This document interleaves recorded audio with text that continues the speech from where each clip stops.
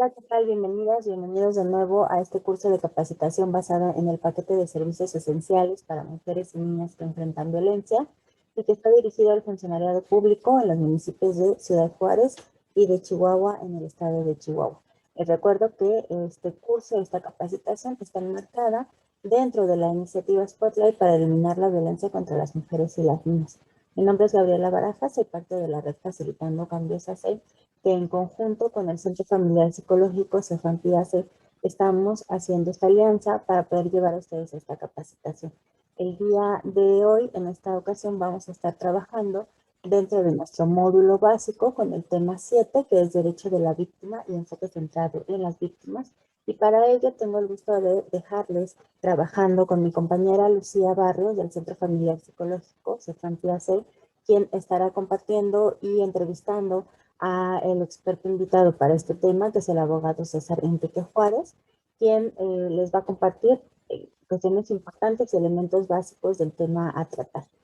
En breve, un poco sobre su experiencia y sobre su currículum. Bueno, pues el abogado César Enrique fungió como procurador del Estado de Chihuahua en cuanto a protección a niñas, niños y adolescentes. Ha sido asesor del Poder Judicial del Estado en la Dirección de Género y Derechos Humanos.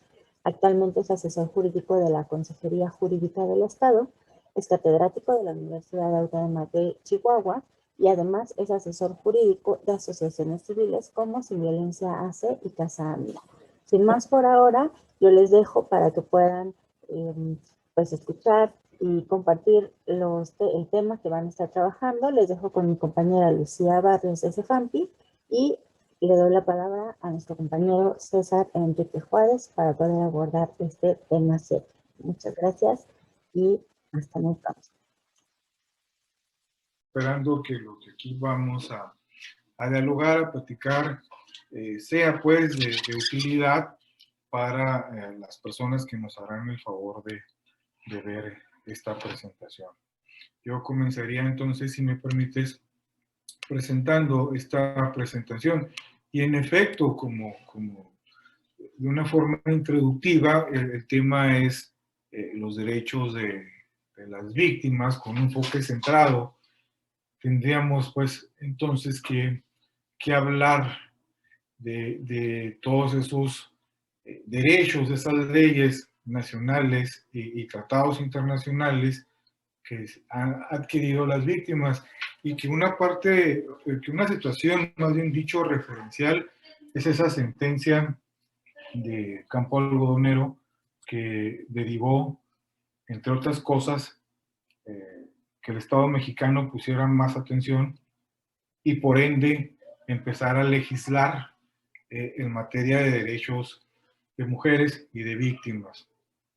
Y ahí pues que esta presentación tiene pues que empezar, vaya la redundancia, de identificar qué es una víctima, quién o quién es una víctima, ¿no?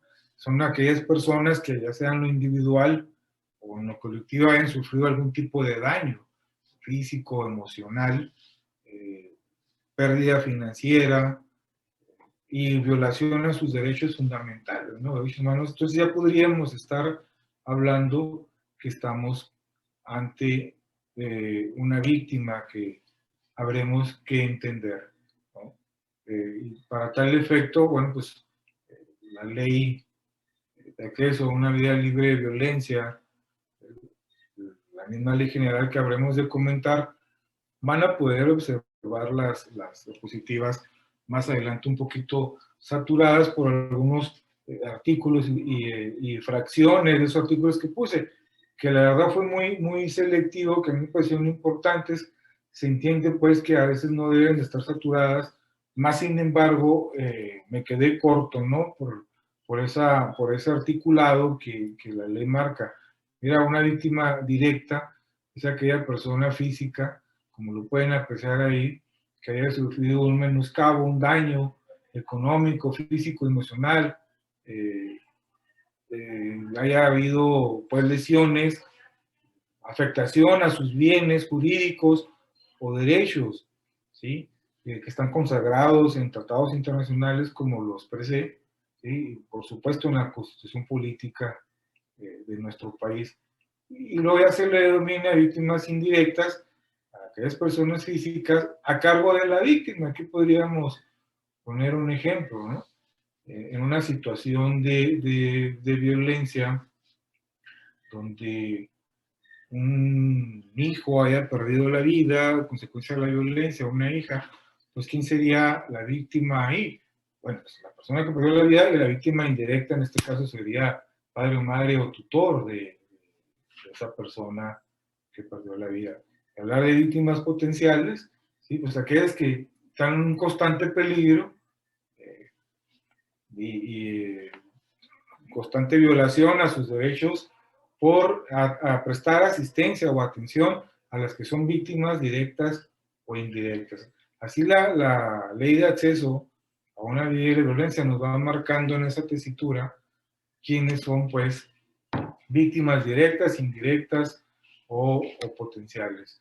El concepto de víctima y sus repercusiones, de acuerdo a la Declaración de Principios Fundamentales de Justicia, y para evitar el abuso de poder, son todas aquellas, pues, como lo expresamos y sin caer en una redundancia, que hayan sufrido un daño emocional, físico, en cuanto a sus derechos, pero yo le agregaría aquí algo que me dio la tarea de investigar, aparte de los 4 puntos que ustedes pueden ver ahí, la homogeneización, la asociación a la pasividad o debilidad, usar la palabra como adjetivo y no como sustantivo, según la recomendación de los marcos normativos que nos marcan cómo habremos de atender este tipo de situaciones, y el concepto de víctima y aquellas repercusiones que se pudiesen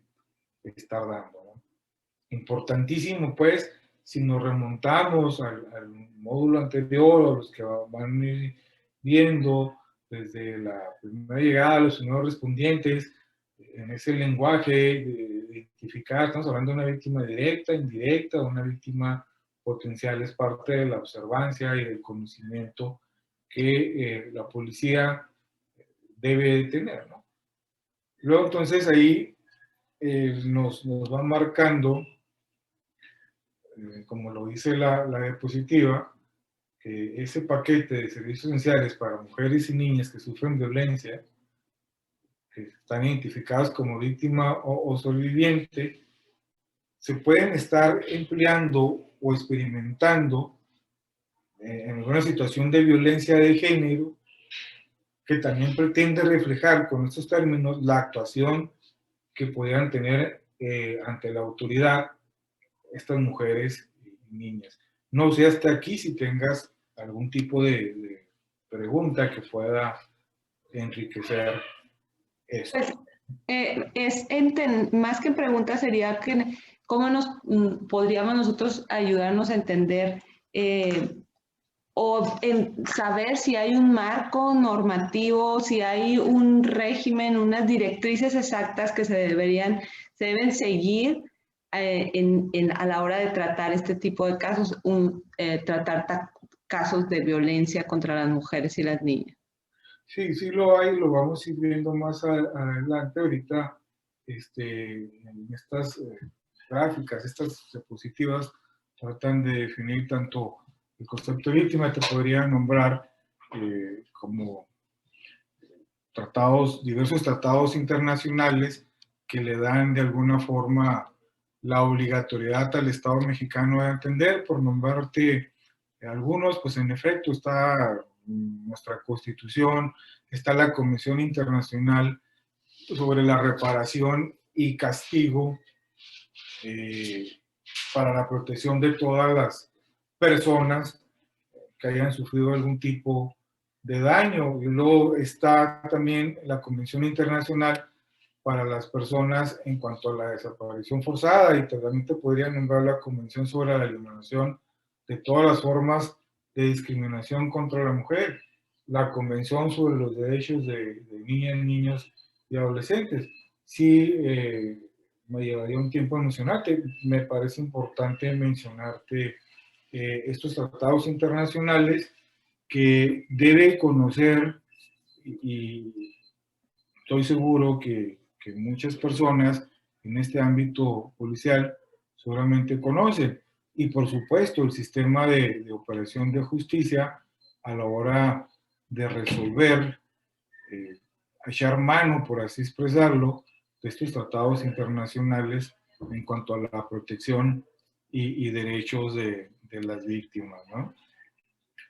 Entonces, debemos pues tener conscientes, y lo repetí en un principio, que a raíz de esta sentencia del campo algodonero, se empezó a legislar. Tenemos la ley de acceso a la mujer a una vida de violencia, tanto general como estatal, una ley que en lo personal me gusta mucho en su contenido, por lo que pretende, que es la Ley General de Víctimas, ¿no? Porque ahí le va marcando a la víctima y a la misma autoridad cómo debe ir a actuar el Estado ante una situación de menoscabo, de daños a las personas que estén como víctimas. Y hoy podemos observar en los derechos de las víctimas, aquí la parte donde yo expresé que se pudiesen estar muy saturadas, pero mira, por mencionarte el artículo 51 de la Ley General de Víctimas, lo que le obliga al Estado a actuar y a proceder en consecuencia, desde fomentar la adopción de acciones de programas por medio de los cuales se brinde la protección, ¿sí? Y ahí se tendrá oportunidad de observar con calma esta diapositiva, pero es una ley que en efecto va llevando y va marcando las directrices al Estado, cómo debe actuar, cómo debe de resolver, en este caso pues el Ministerio Público, también los juzgadores, en cuanto haya una situación de presencia de víctima, ¿no? Y entiéndase, de cualquier delito, ¿no? Que identifiquemos que estamos hablando de una víctima, ¿no?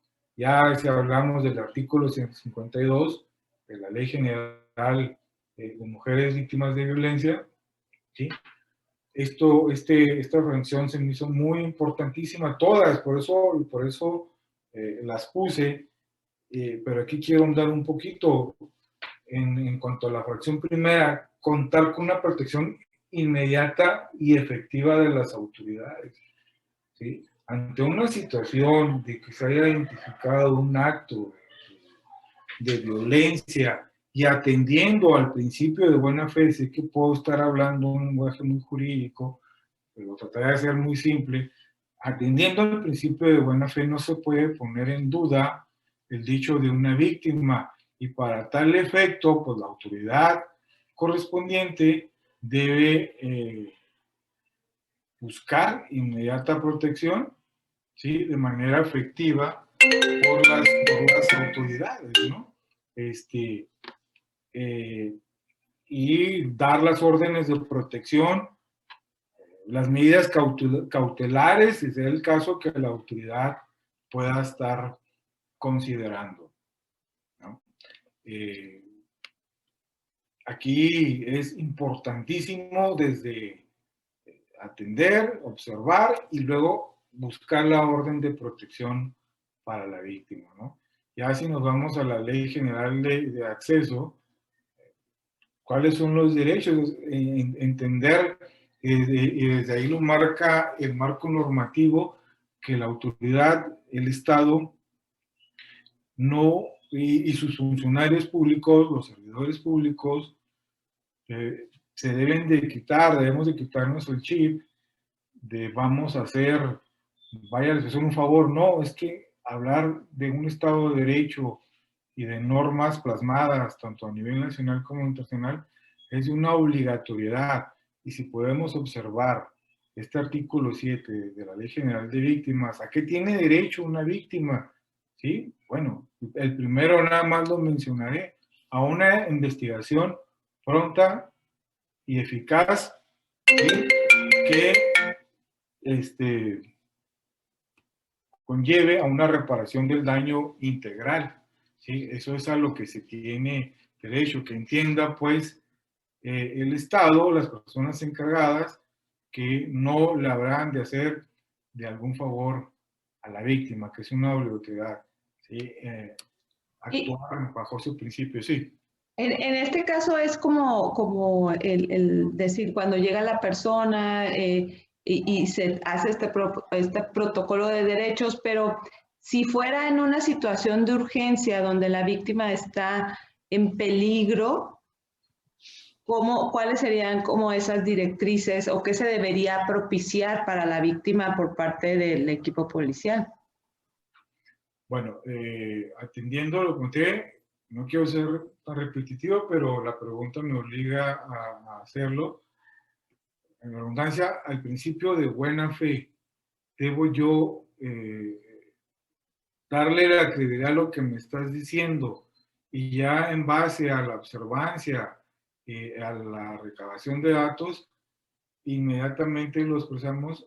Si tengo que proteger a la víctima, si hablo del término judicial, de buscar una medida de protección urgente, que el agresor no se regrese, que la víctima, sea el caso, vaya a un refugio o resguardarla en todos los sentidos, actuar bajo ese principio de buena fe y no poner en duda el dicho de la víctima. Entonces, siguiendo aquí en la presentación de diapositivas,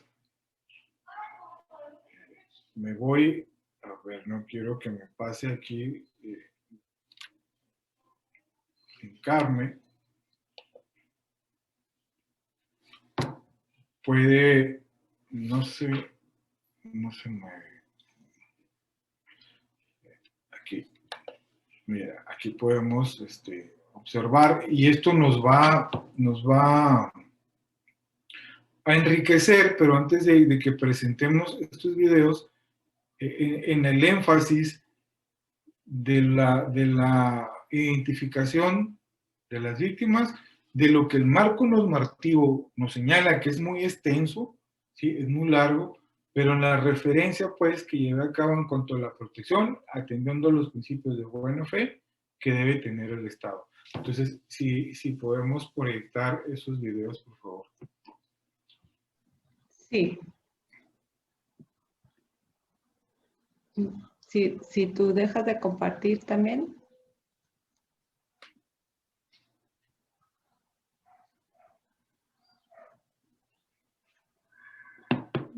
¿Dónde está?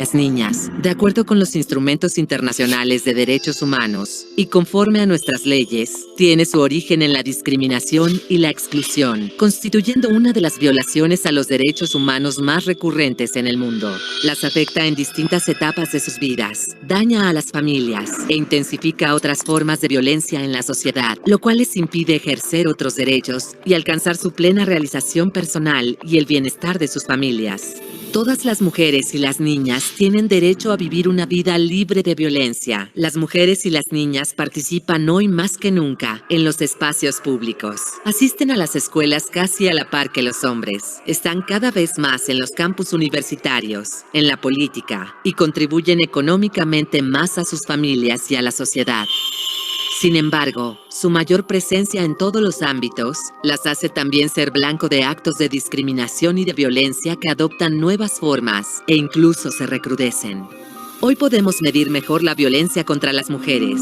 Datos de 2016 señalan que en nuestro país 44.8% de las mujeres de 15 años y más han vivido al menos un incidente de violencia durante el último año, por cualquier tipo de agresor. Pareja, desconocidos, compañeros de trabajo, compañeros de escuela, jefes, vecinos. En cualquier ámbito, de pareja, familiar, escolar, laboral, comunitario y de cualquier tipo, física, económica, emocional, sexual.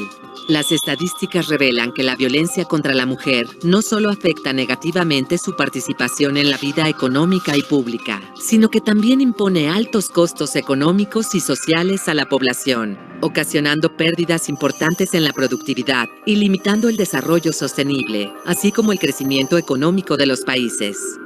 26% de las mujeres fue agredida por su pareja, ya sea en el matrimonio, en convivencia o en el noviazgo. 10% por algún familiar, 23% en su lugar de trabajo, 17% en la escuela y 23% en el entorno comunitario. Los principales agresores en los centros de trabajo y en el ámbito escolar son los propios compañeros. 1 de cada 10 mujeres manifestó que entre 2011 y 2016 les fue solicitada una prueba de embarazo al momento de solicitar empleo. 1 de cada 5 mujeres, estudiantes de bachillerato o preparatoria, fue víctima de violencia, principalmente de connotación sexual, abuso, acoso y hostigamiento sexual. En los últimos años, la denuncia de estos hechos se ha incrementado notoriamente en los centros educativos e instituciones de educación superior. En las entidades federativas, datos sobre delitos del fuero común revelan que en 2016 se registraron en promedio 7.3 homicidios de mujeres al día, así como alrededor de 12,000 denuncias por violación ante los ministerios públicos locales. Y solo 1 de cada 5 denuncias por este delito tuvo una sentencia condenatoria. Existe amplio consenso internacional en que la promoción de la igualdad entre mujeres y hombres y el empoderamiento de las mujeres da como resultados cambios profundos para eliminar todas las formas de discriminación y violencia. Por ello es necesario involucrar a todos los sectores de la sociedad con la voluntad activa de los hombres, de la mano con la sociedad civil, de las empresas y los medios de comunicación, y con el compromiso de todas las instituciones para lograr el cambio cultural que el país demanda, desde las etapas tempranas de la vida de niñas y niños, mediante la educación en el hogar y en la escuela, basada en el respeto y la igualdad. Porque todas y todos somos parte del problema, pero sin duda, todas y todos somos parte de la solución. InMujeres. Igualdad. Ni más ni menos.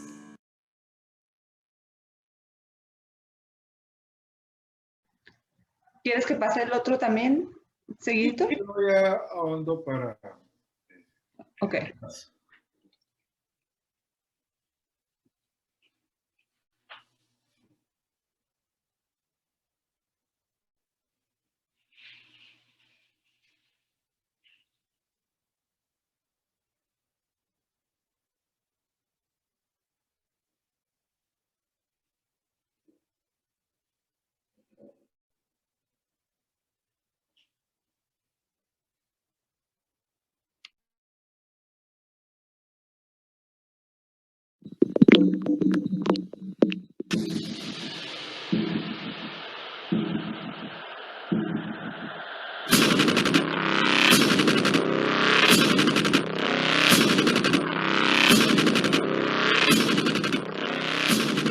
Venía como entre 70 y 80 kilómetros y mi hermana fue impactada desde aquí, de la mitad del terreno, y ella cayó más o menos donde empieza lo naranja de la ferretera.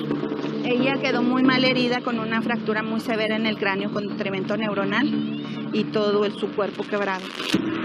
El 28 de enero de 2017, Serimar Soto, de 21 años, fue asesinada por su pareja sentimental, Jorge N. Estaban por casarse y justo el día en que habían programado la boda, el hombre fue detenido y acusado de feminicidio. Y ella venía caminando con su amiga de allá y él las estaba esperando en una de esas entrecalles. Entonces, en 3 ocasiones dio la vuelta hasta la glorieta y a la altura que ellas venían caminando las alcanzaba y la insultaba.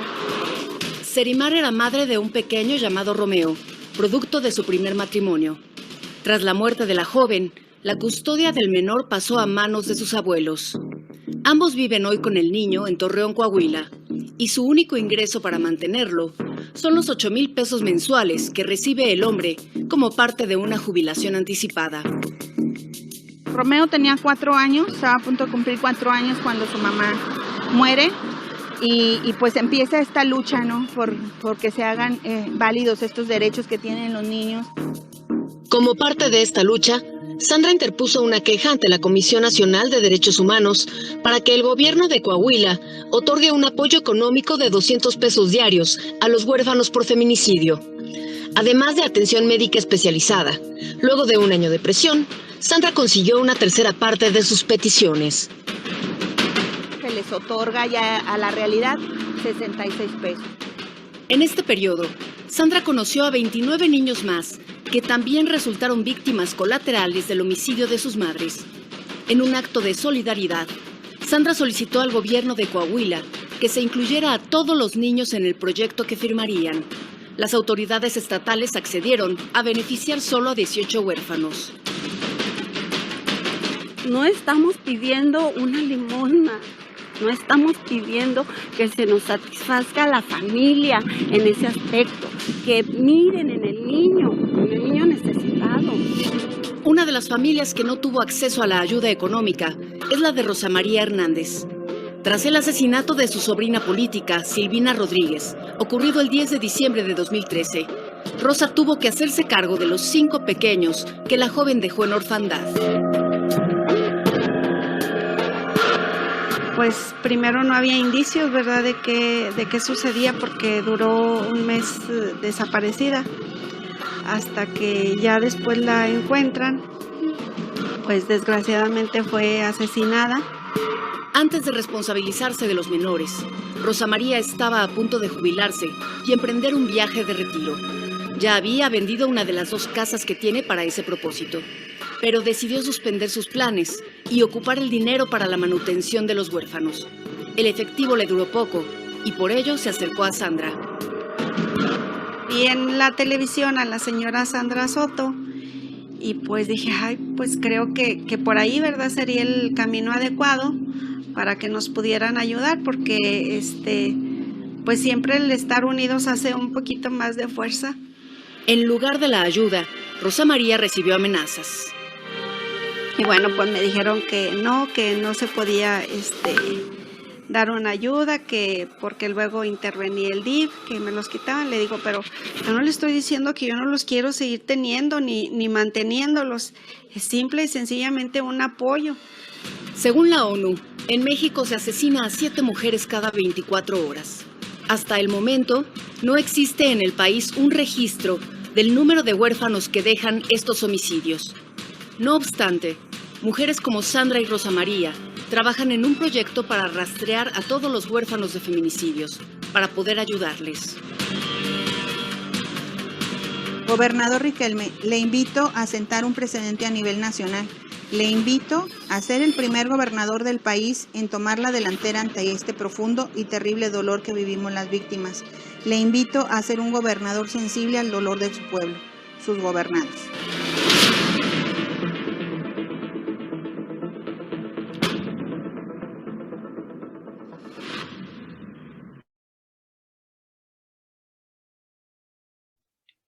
Si te fijas en los videos,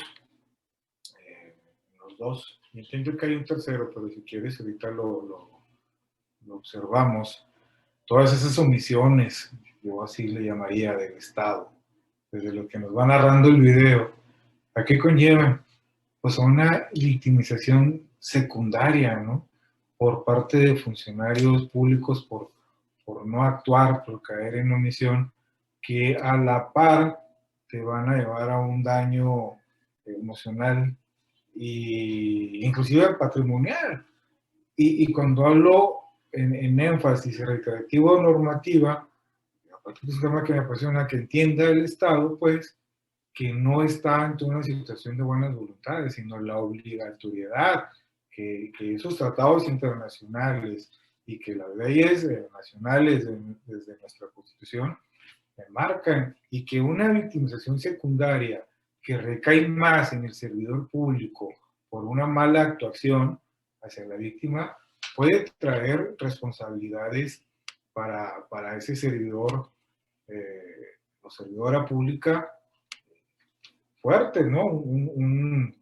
un abogado litigante o la misma autoridad consciente que advierta y que se percate de estas omisiones del Estado, puede entablar ahí una serie de demandas con la intención, pues, de reparar ese daño que hablaremos más adelante. Hay un tercero que sí me gustaría, voy a dejarme salirme de comprende. Sabes que no me dio el link. No a ver, sé. se me hace que un poco de estar de aquí. Vamos a ver. Sí. Pero se va a ver, déjame ampliarlo. Pónganlo en la pantallita.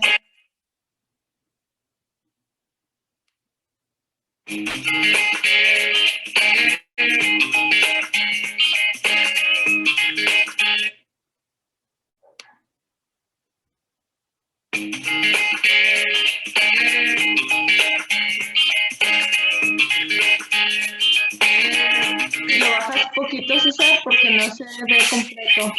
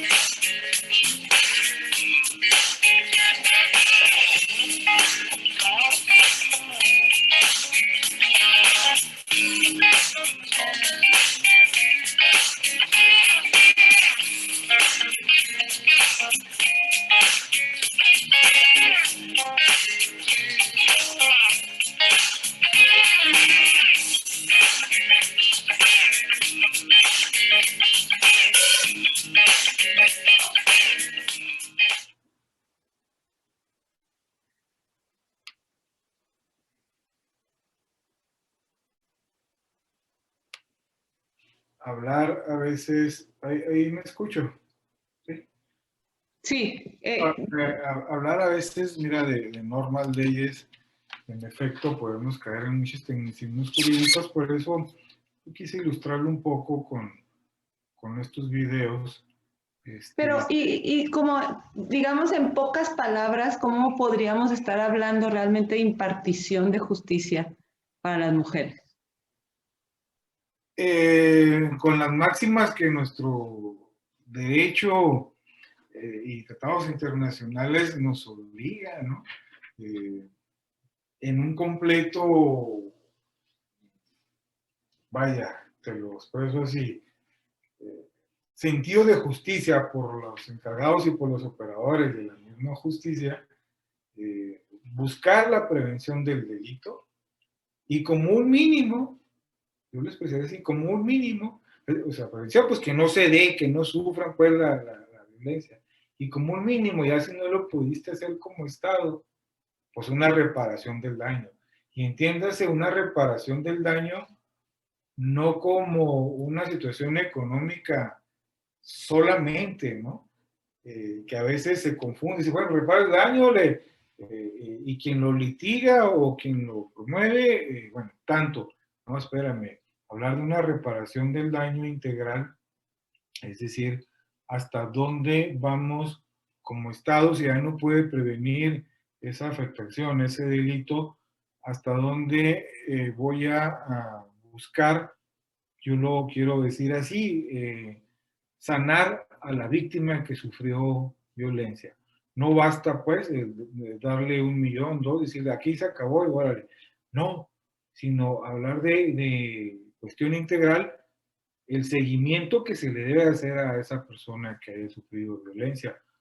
Preciso y conciso, ¿sí? No a veces, y digo, soy muy crítico con el Estado en esta tesitura porque ok, muy bien, 15 sesiones de terapia y se buscó la reparación del daño y listo.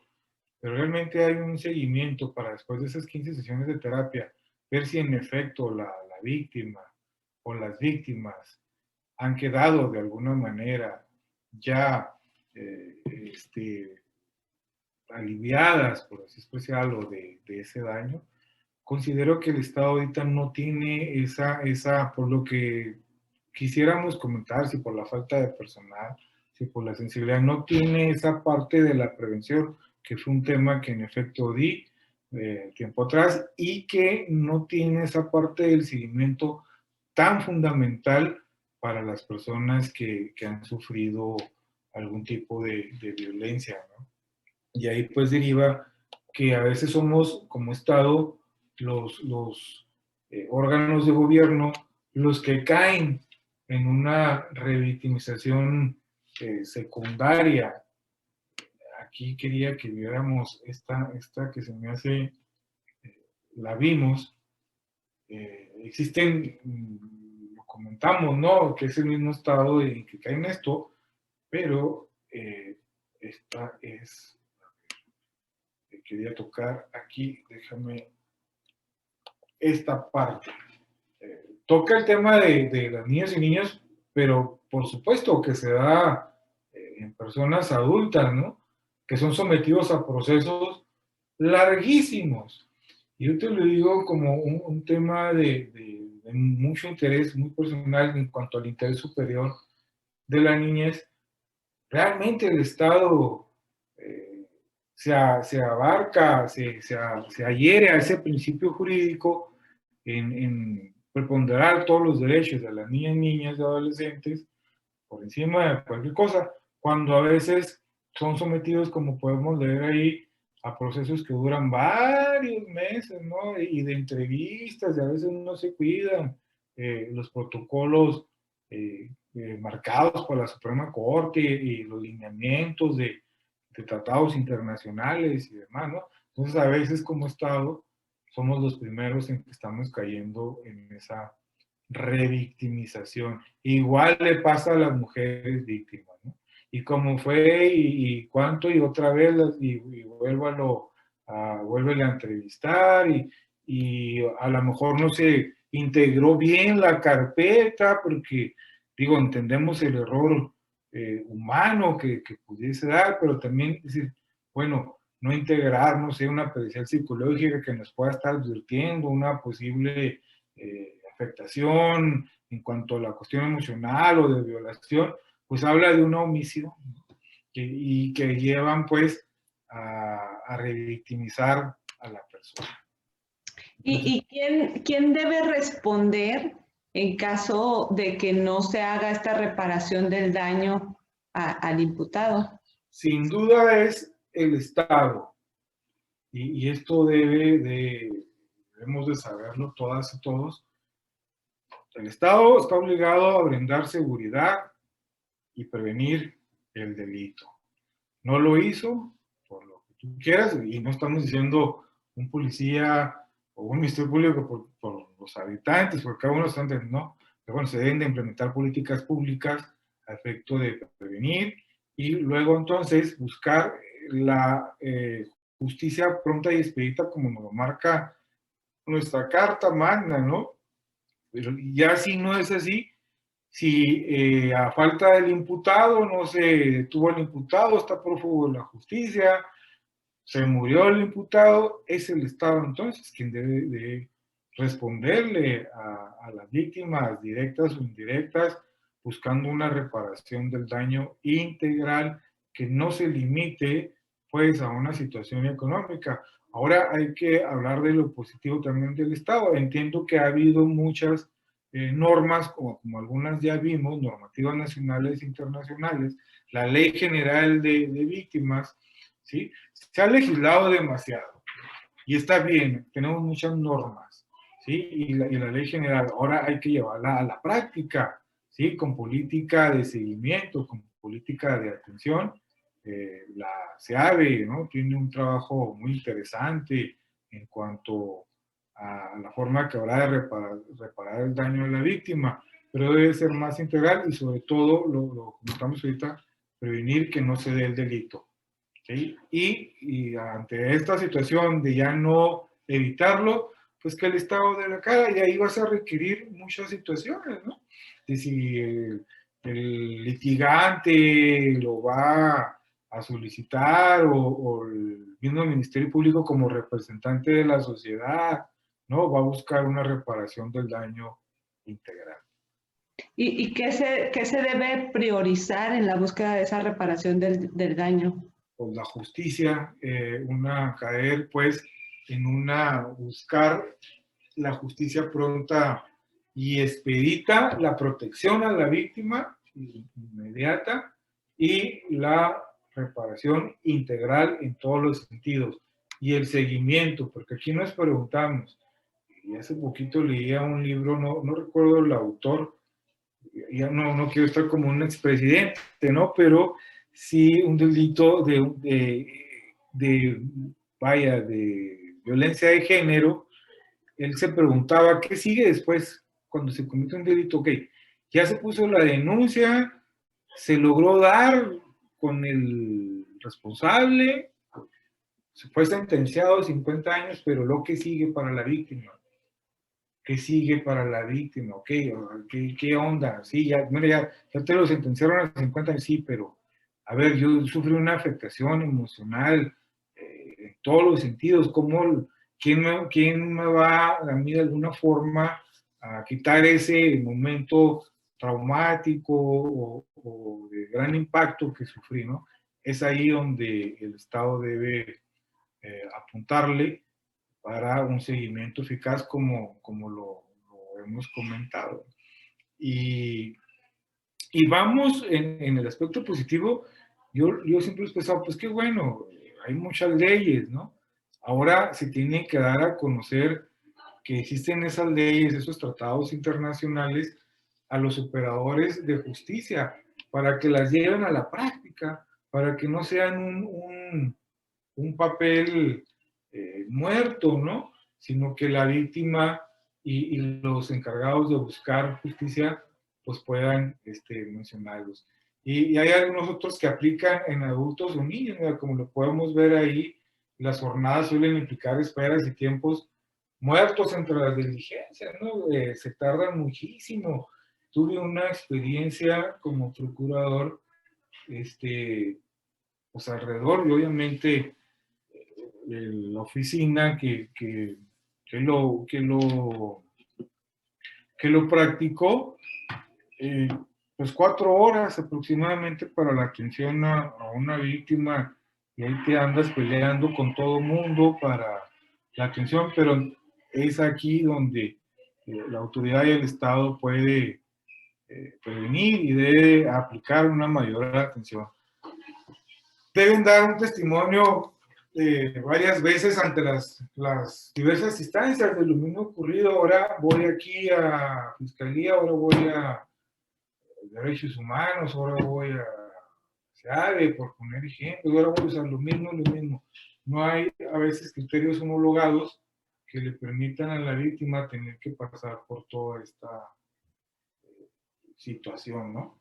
Que lo podemos ver aquí y que se puede observar con mayor detenimiento en las diapositivas cuando se vaya pues a revisar este material por las personas que nos harán el favor de verlo.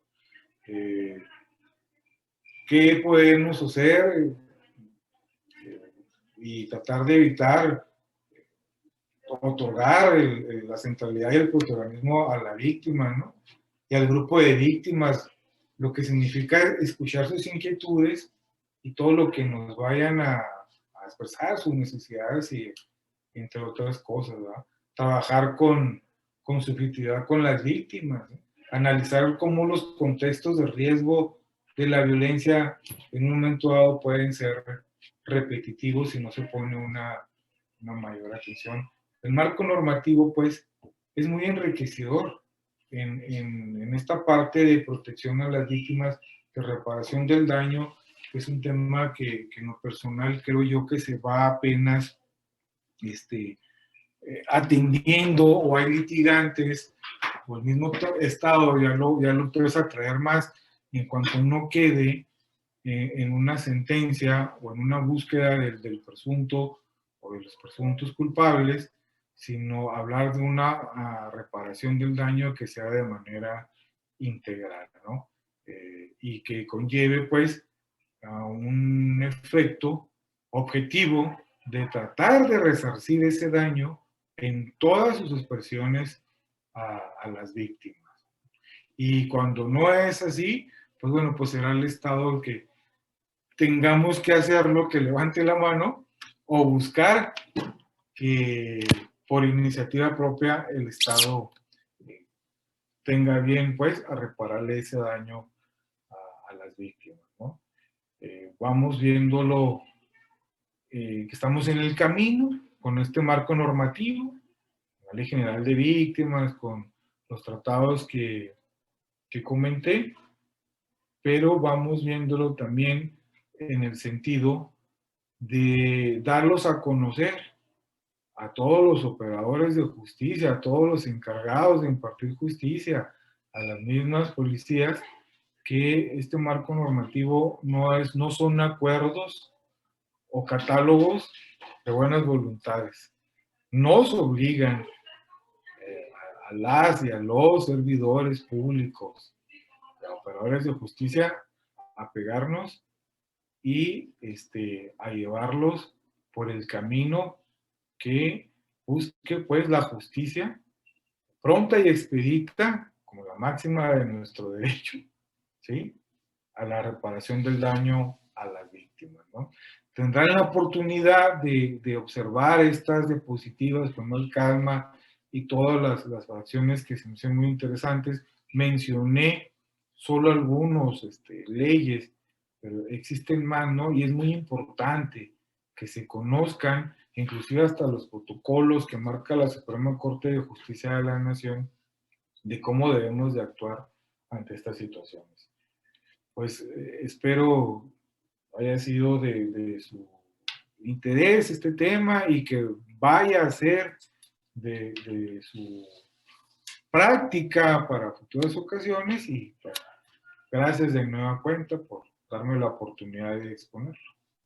No, muchísimas gracias a ti más bien por todo lo que nos enriqueces y nos enseñas, y sobre todo también yo extendería, ¿verdad?, la impartición del conocimiento de este marco normativo, de estas normas a la ciudadanía en general, ¿no? Yo creo que todos debemos conocer y saber cuáles son las directrices que se deben manejar en situaciones en donde estemos vulnerables las mujeres o las niñas, y que podamos realmente sentirnos cobijadas por nuestro sistema judicial y cubiertas por este marco normativo, ¿no? Pues me comentaba un maestro muy rápido que dice, bueno, un abogado debe aprenderse todas las leyes de memoria o los artículos. No, el secreto del buen abogado es saber dónde va a buscar, y para saber dónde va a buscar, pues tiene que conocer todo lo que existe y si no, investigar, indagar, porque es muy extenso, ¿no? Las cuestiones de invocar alguna ley o un tratado internacional que podemos hacer. Hay que saber cómo hacerlo. Claro, pues muchísimas gracias por compartirnos tus conocimientos, por hacernos, la verdad que estos temas que pueden ser un poco complicados o elaborados, pues hacernos mucho más sencillos y digeribles y pues muchas gracias por compartir. Damos por finalizar esta sesión, continuamos con los siguientes temas.